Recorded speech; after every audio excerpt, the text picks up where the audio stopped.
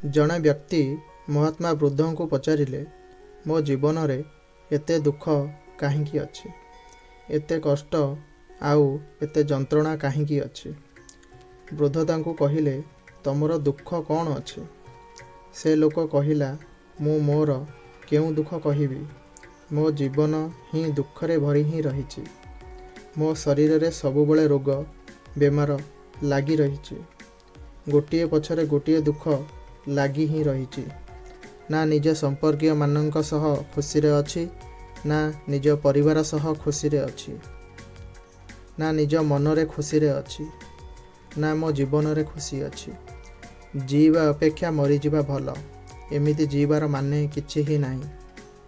ମହାତ୍ମା ବୃଦ୍ଧ ସେ ବ୍ୟକ୍ତିଙ୍କୁ ପଚାରିଲେ, ତୁମର ଏହି ସବୁ ଦୁଃଖ କାରଣ କ'ଣ? ସେ ବ୍ୟକ୍ତି ମହାତ୍ମା ବୃଦ୍ଧଙ୍କୁ କହିବାକୁ ଲାଗିଲା, ମୁଁ ଏଥିପାଇଁ ତ ଆପଣଙ୍କ ପାଖକୁ ଆସିଛି। ଆପଣ ମୋତେ କୁହନ୍ତୁ, ମୋ ଜୀବନରେ ଏତେ ଦୁଃଖ କାହିଁକି ଅଛି? ଏସବୁ ହେବାର କାରଣ କ'ଣ? ସେ ବ୍ୟକ୍ତିଙ୍କୁ କହିଲେ, ଗଭୀରତା ସହ ଭାବ, ବିଚାର କର, ଆଉ ଦେଖ କେଉଁଠି ଅଛି ତମର ଦୁଃଖ। କ'ଣ କାରଣ ହୋଇପାରେ ତମ ଦୁଃଖର? ହେଲେ ତାକୁ କିଛି ବି ବୁଝା ପଡ଼ିଲାନି। ମହାତ୍ମା ବୃଦ୍ଧ ତାଙ୍କୁ ଉତ୍ତର ଦେଲେ, ତୁମର ସବୁ ଦୁଃଖର କାରଣ ତୁମେ ନିଜେ ହିଁ ହୋଇଥାଅ। ତୁମ ମନର ଅସତ୍ୟ ହୋଇଥାଏ, ତୁମ ମନର ମୋହ ହୋଇଥାଏ। ମହାତ୍ମା ବୃଦ୍ଧଙ୍କ ଏକ ପ୍ରସିଦ୍ଧ କୋଟ୍ ଅଛି, ଯାହା ଆପଣ ପୂର୍ବରୁ ଶୁଣିଥିବେ, ଦ ରୁଟ୍ ଅଫ୍ ସଫରିଂ ଆଟାଚମେଣ୍ଟ। ତମର ସବୁ ଦୁଃଖର କାରଣ ମୋହ ହୋଇଥାଏ। ତୁମ ମନର ଆଟାଚମେଣ୍ଟ ହୋଇଥାଏ ଆଉ ଆସକ୍ତି ହୋଇଥାଏ। ସେ ବ୍ୟକ୍ତି ମହାତ୍ମା ବୃଦ୍ଧକୁ କହିଲେ, ମୁଁ କିଛି ବୁଝିପାରିଲି ନାହିଁ କି ମୋ ମନର ମୋହ କି ସବୁ ଦୁଃଖର କାରଣ କ'ଣ ହୋଇଥାଏ। ମହାତ୍ମା ବୃଦ୍ଧ ସେ ବ୍ୟକ୍ତିକୁ 3ଟି ଛୋଟ ଛୋଟ କାହାଣୀ କହିଲେ। ପ୍ରଥମ କାହାଣୀ, ଜଣେ ବ୍ୟକ୍ତି ଗଛକୁ କୁଣ୍ଢେଇ ଧରି ଚିତ୍କାର କରୁଥିଲା ଯେ କେହି ଜଣେ ମୋତେ ବଞ୍ଚାଅ, ଗଛ ଉପର ତଳକୁ ନେଇଯାଅ, ଏହି ଗଛ ମୋତେ ଧରି ରଖିଛି। ଠିକ୍ ସେହି ସମୟରେ ସେହି ବାଟ ଦେଇ ଜଣେ ଗୁରୁ ଆଉ ଶିଷ୍ୟ ଯାଉଥିଲେ।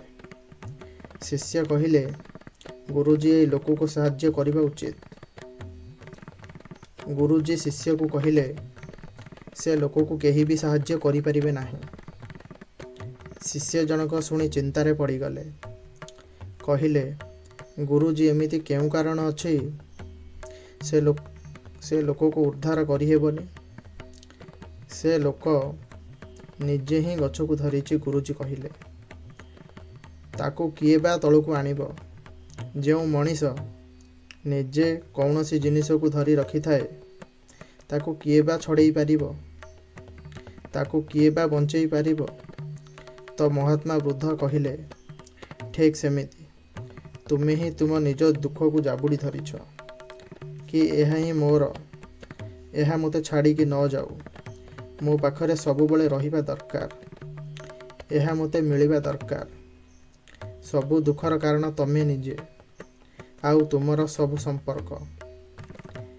ଆଉ ତାପରେ ମହାତ୍ମା ବୃଦ୍ଧ ଦ୍ୱିତୀୟ କାହାଣୀ କହିଲେ। ଯେମିତି ଗୋଟେ ଗୁଡ଼ିଆଣୀ, ସେ ନିଜେ ହିଁ ଜାଲ ବୁଣିଥାଏ। ବୁଣି ବୁଣି ଗୋଟେ ଦିନ ସେ ଜାଲରେ ସେ ହିଁ ନିଜେ ଫସିଯାଏ। ସେ ଚାହିଁକି ବି ସେ ଜାଲରୁ ବାହାରି ପାରେ ନାହିଁ।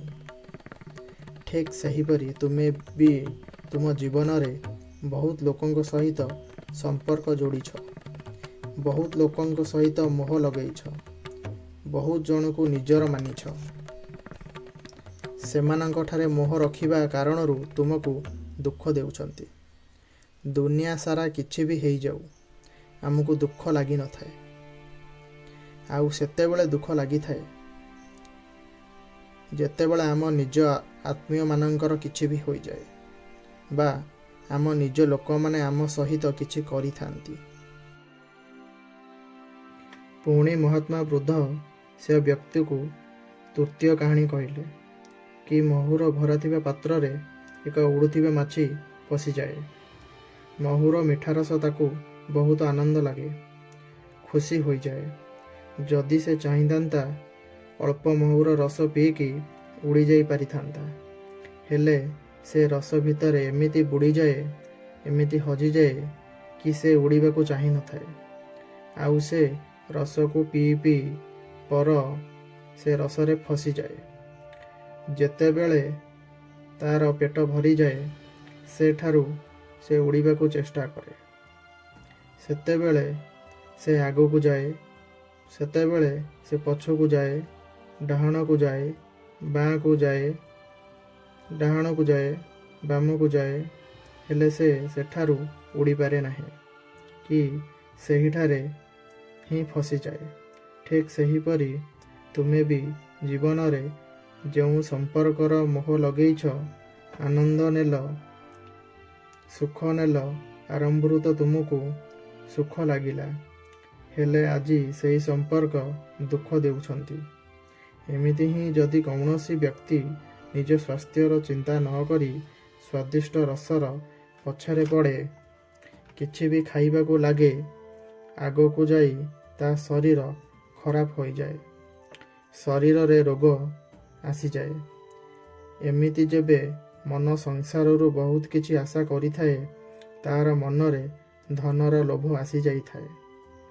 ଯେତେ ବି ଧନ ମିଳୁ ତାକୁ କେବେ ଆତ୍ମତୃପ୍ତି ମିଳେ ନାହିଁ।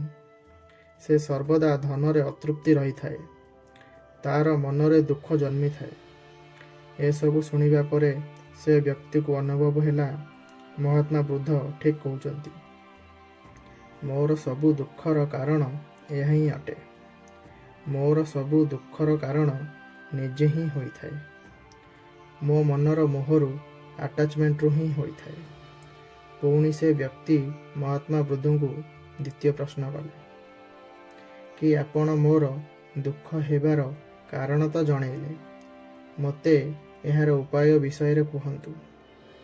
ମହାତ୍ମା ବୁଦ୍ଧ କହିଲେ, ଯଦି ତୁମେ ଦୁଃଖରୁ ପାର ହେବାକୁ ଚାହୁଁଛ, ତମର ସେ ମନରୁ ସବୁ ମୋହ ଆଉ ବାସନାର ଉପରକୁ ଯାଇ ପ୍ରେମ ଆଉ ସନ୍ତୋଷରେ ଭରି ଦିଅନ୍ତୁ।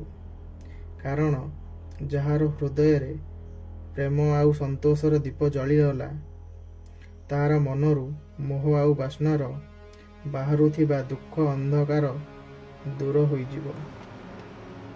ତାର ମନରୁ ମୋହ ଆଉ ବାସନାରୁ ବାହାରୁଥିବା ଦୁଃଖ ଆଉ ଅନ୍ଧକାର ସବୁ ଦୂର ହୋଇଗଲା। ଯଦି ଏହି କଥା କହିବାକୁ ସହଜ ହୋଇଥାଏ, ହେଲେ କରିବା ବହୁତ କଷ୍ଟ ହୋଇଥାଏ। କିନ୍ତୁ ଯେଉଁ ବ୍ୟକ୍ତି ମହାତ୍ମା ବୁଦ୍ଧଙ୍କର ଏହି ଉପଦେଶକୁ ବୁଝିଯିବ, ସେ ସବୁ ଦୁଃଖରୁ ପାର ହୋଇଯିବ। ଏହି କାହାଣୀ ଆମ ଜୀବନରେ ବି ଅଛି। ଆମେ ନିଜେ ହିଁ ସମ୍ପର୍କ ବନେଇଥାଉ, ଆଉ ପରେ ନିଜେ ହିଁ କାନ୍ଦିଥାଉ। ଆମେ ନିଜେ ହିଁ ପ୍ରେମ ବଢ଼େଇଥାଉ, ଆଉ ପରେ ନିଜେ ହିଁ ଦୁଃଖ ପାଇଥାଉ। ଆମେ ଯାହାଙ୍କ ପଛରେ ମୋର ମୋର କହି ମରିଥାଉ, ସେହି ଲୋକ ଆମକୁ ସବୁଠୁ ଅଧିକ ଦୁଃଖ ଦେଇଥାନ୍ତି, ଆମ ମନରେ କଷ୍ଟ ଦେଇଥାନ୍ତି। ଯେଉଁମାନଙ୍କ ଖୁସି ପାଇଁ ଆମେ କିଛି ବି କରିବା ପାଇଁ ହୋଇଥାଉ, ଯେଉଁ ଲୋକମାନଙ୍କ ଖୁସି ପାଇଁ ଆମେ ଆମର ସାରା ଜୀବନକୁ ତ୍ୟାଗ କରିଥାଉ, ଶେଷରେ ସେହିମାନେ ଆମ ଜୀବନରେ ଦୁଃଖର ଅନ୍ଧକାର ଭରି ଦିଅନ୍ତି। ସେ ଆମର ପରିବାର ହୁଅନ୍ତୁ, ସାଙ୍ଗ ହୁଅନ୍ତୁ, ସନ୍ତାନ ହୁଅନ୍ତୁ ବା ଯେକୌଣସି ସମ୍ପର୍କ ହେଉନା କାହିଁକି, ମନର ମୋହର ଆସକ୍ତିର ସୂତା ବାନ୍ଧି ରଖିବେ। ଆପଣଙ୍କର ଜୀବନରେ ସବୁ ଦୁଃଖ ସେହିଠାରୁ ହିଁ ଆସିଥାଏ। ମହାତ୍ମା ବୁଦ୍ଧ ସେ ବ୍ୟକ୍ତିଙ୍କୁ କହିଲେ, ମୋହ ଆଉ ବାସନା ତ୍ୟାଗ କରି ହୃଦୟରେ ପ୍ରେମ ଆଉ ସନ୍ତୋଷକୁ ଭରି ଦିଅନ୍ତୁ।